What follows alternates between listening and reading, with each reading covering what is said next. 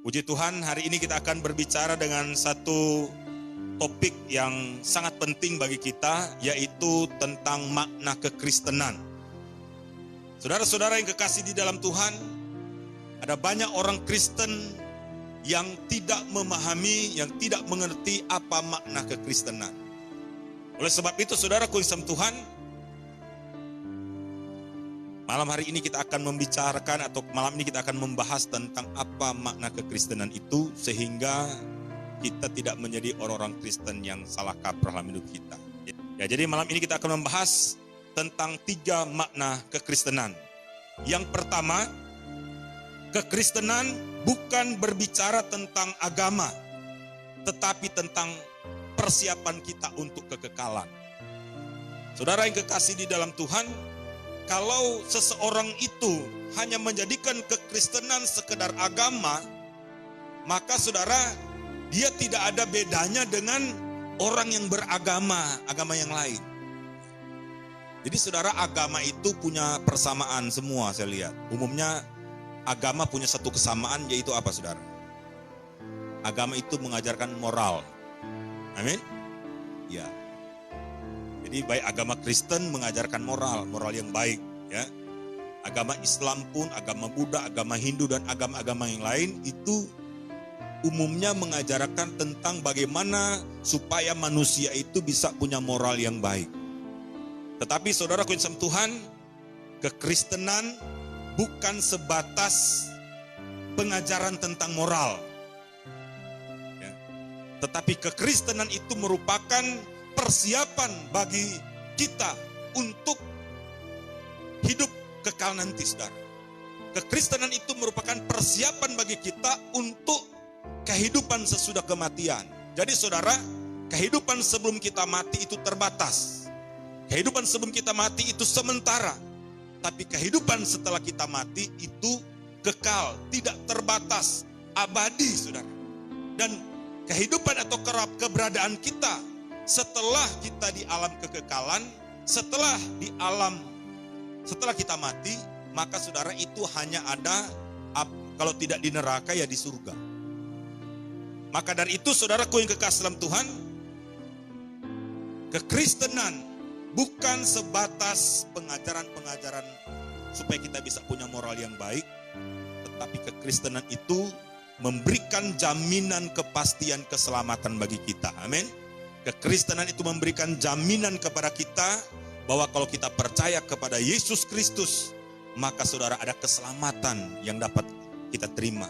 Keselamatan itu adalah jaminan kehidupan kekal abadi di surga. Coba kita baca satu ayat firman Tuhan di dalam kitab Kisah Para Rasul pasal 4 ayat 12. Dan keselamatan tidak ada di dalam siapapun juga selain di dalam Dia, sebab di bawah kolong langit ini tidak ada nama lain yang diberikan kepada manusia yang olehnya kita dapat diselamatkan. Jadi saudara, semua agama mengajarkan moral yang baik, tetapi moral yang baik tidak bisa membawa seorang manusia untuk masuk surga. Moral yang baik tidak bisa menjamin seorang manusia hidup kekal di surga. Tetapi hanya di dalam Yesus seorang bisa masuk surga, siapapun dia, saudara. Maka dari itu saudara sama Tuhan, kekristenan bagi kita ini bukan sebatas agama. Amin. Kalau kita menjadikan hidup kekristenan kita sebatas agama, maka kita sedang menyia-nyiakan kehidupan kita. Jadi kalau kita hanya supaya punya moral yang baik dalam kehidupan sehari-hari, maka saudara itu tidak cukup untuk membuat kita bisa masuk surga setelah kita mati.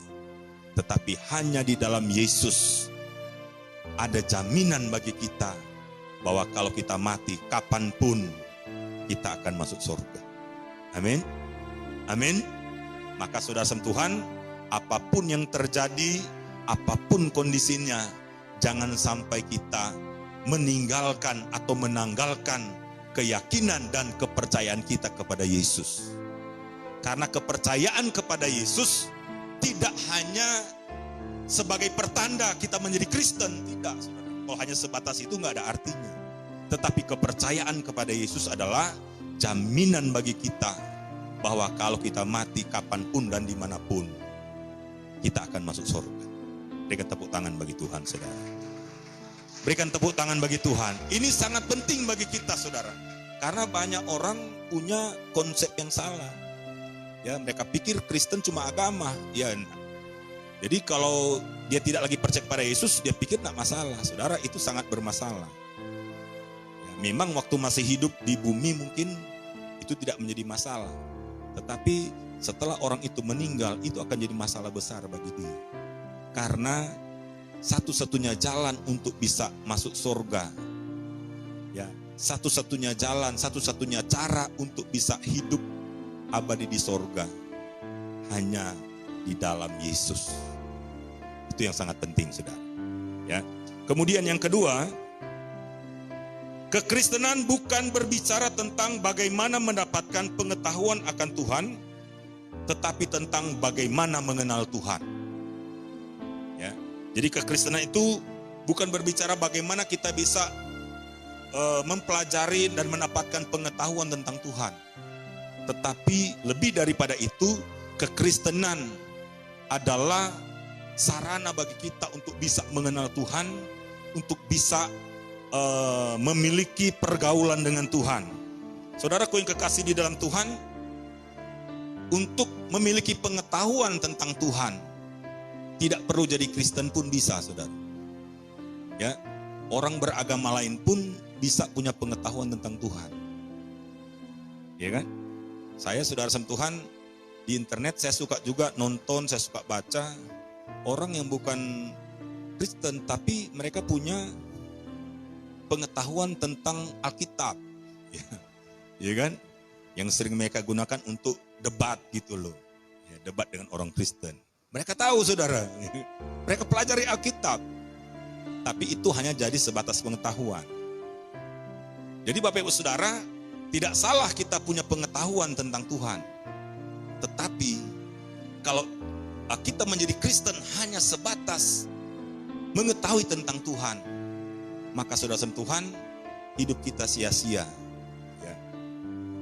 Karena saudara, di dalam kekristenan tersedia kesempatan yang lebih dari itu, saudara.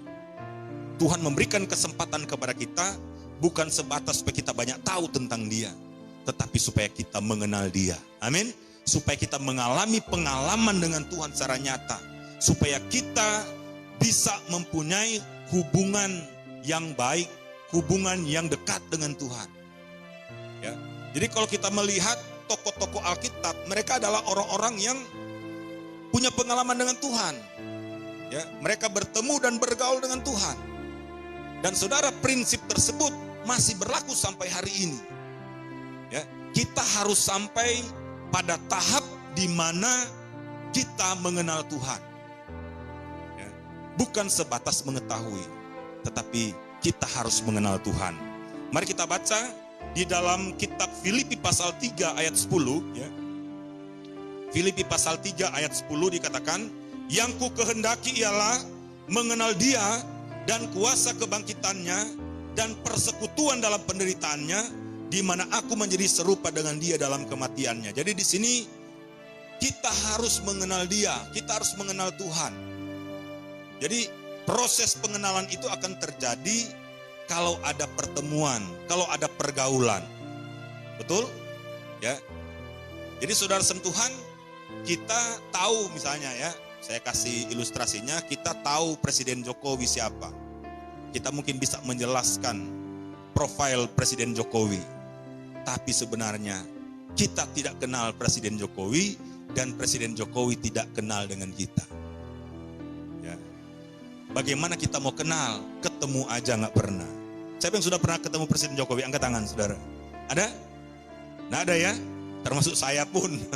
Ya, belum pernah bertemu Presiden Jokowi.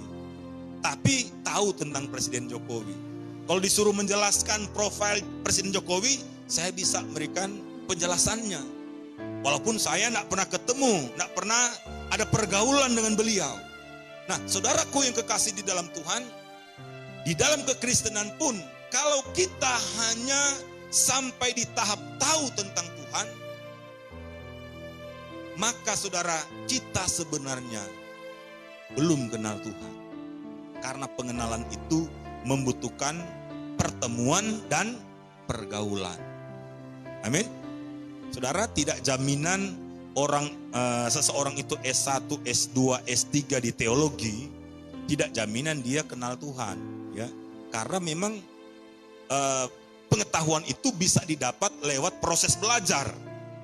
Entahkah belajar secara formal, ya, di bangku kuliah, ya kan? Atau belajar secara non formal. Mungkin kita ikut kursus, belajar sendiri tentang Alkitab, ya kan? Kita bisa dapat banyak pengetahuan tentang Tuhan. Tetapi pengetahuan itu, saudara, tidak cukup. Kita harus sampai di tahap mengenal Tuhan, mengalami Tuhan secara nyata di dalam hidup kita. Saudara, kekristenan itu adalah pergaulan dengan Tuhan. Amin, saudara Tuhan? Iya, ketika kita mengenal Tuhan, ketika kita bergaul dengan Tuhan, maka kuasa Tuhan itu akan mengubahkan kita, akan memperbaharui hidup kita. Semakin hari, semakin serupa dengan Kristus. Ya.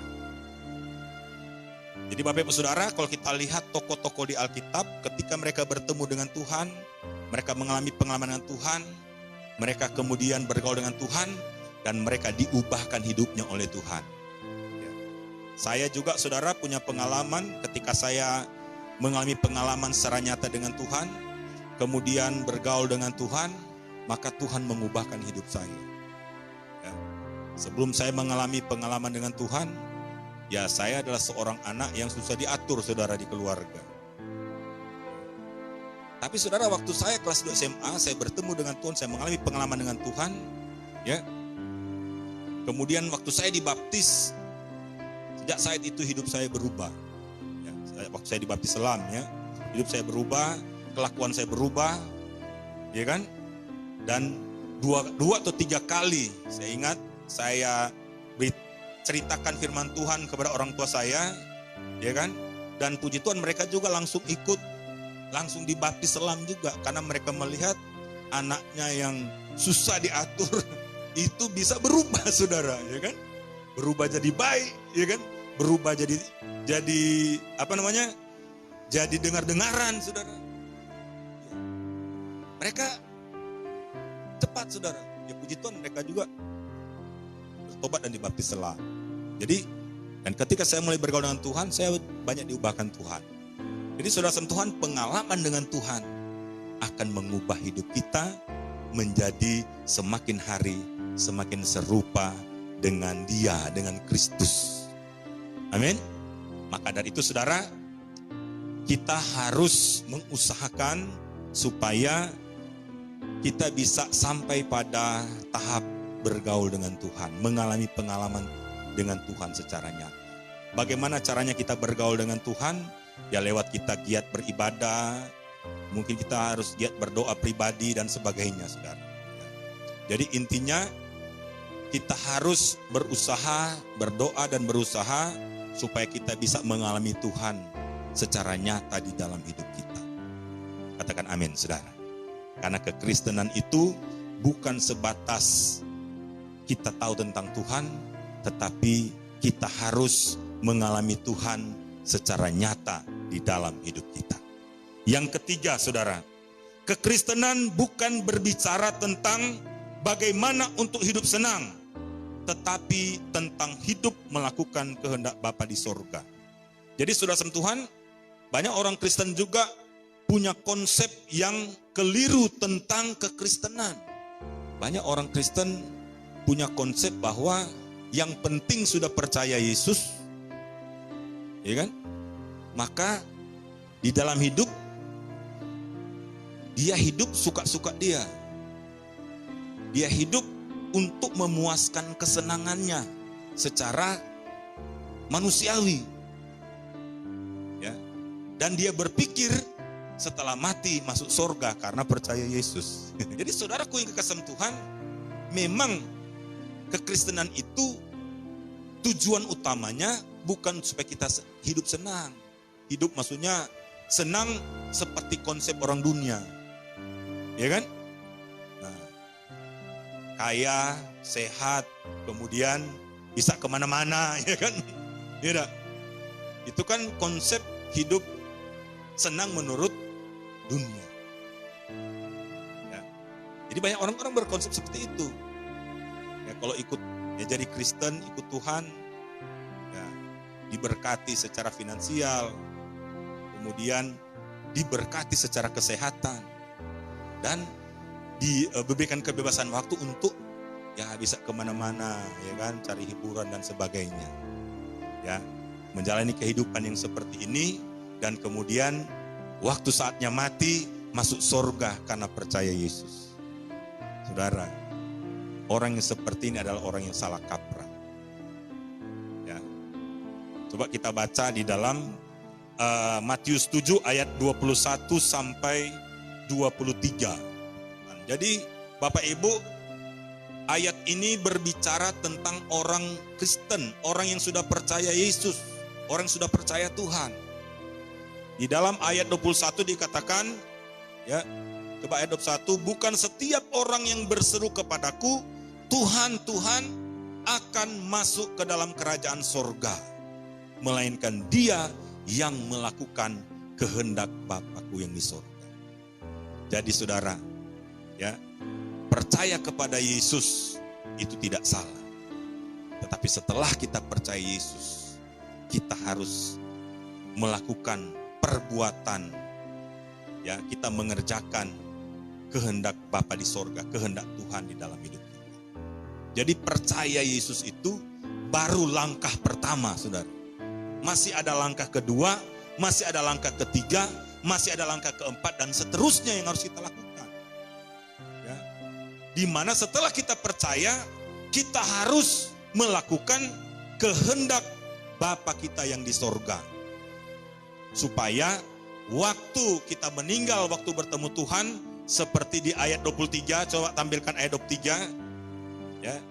Pada waktu itulah aku akan berterus terang kepada mereka dan berkata, aku tidak pernah mengenal kamu, enyahlah daripadaku kamu sekalian pembuat kejahatan.